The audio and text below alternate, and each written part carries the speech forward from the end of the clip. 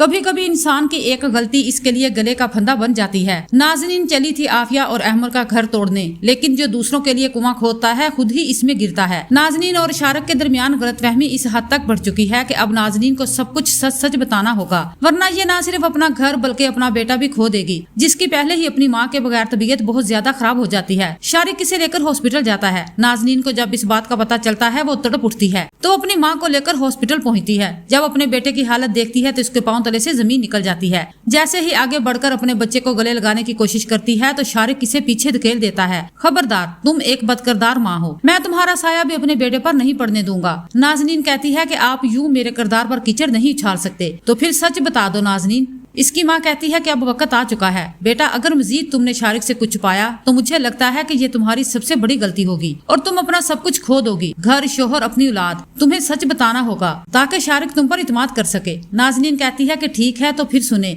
आपने जो गुड़िया बाजी का हार चुराया था ना, वो मैंने ज्वेलर के पास नहीं रखा था। मैंने आपसे झूठ बोला था क्योंकि चोरी का हार ज्वेलर ने लेने से इनकार कर दिया था, इसलिए मैंने इसे फहद के पास रख दिया था ताकि हमारा हार महफूज रहे। इससे ज्यादा कुछ भी नहीं है। शारिक कहता है कि ये कोई बड़ी बात नहीं है, तुम मुझसे छुपा रही हो, दाल में कुछ काला है, सच सच बताओ फहद कौन है और इससे तुम्हारा क्या ताल्लुक है। फिर नाज़नीन इसे बता देती है कि ये लड़का आफिया से मोहब्बत करता है, इसने मुझे आफिया और अहमर की इलादगी करवाने के लिए भारी रकम दी थी। शारिक के तो हवास गुम हो जाते हैं, तुम इतनी घटिया हो सकती हो, ये तो मैंने कभी सोचा भी नहीं था, लेकिन खैर ये सब हमारे लिए बेहतर है। और फिर दोनों बेटे को लेते हैं और घर चले जाते हैं। इधर गुड़िया बाजी इनके रूम के सामने से गुजरती है तो इनकी बातें सुन लेती है और वहीं रुक जाती है। शारिक नाज़नीन से कहता है कि वो हार कहाँ है, तुम इसे वापस लेकर आओ ताकि मैं इसे बेचकर पैसे लॉकर में रखवा दूं। अब तो नाज़नीन के पसीने छूट जाते हैं क्योंकि वो तो झूठ बोल रही थी, इसने हार बेचकर अपने लिए सोने की चूड़ियां बनवा ली थी। नाज़नीन बात को टालने की कोशिश करती है तो शारिक कहता है कि मुझे लगता है कि तुमने मुझसे झूठ बोला है। दोनों हाथों से नाज़नीन को झंझोड़ते हुए इस पर गुस्से होता है, अगर तुमने हार बेच दिया है तो मुझे रकम दो।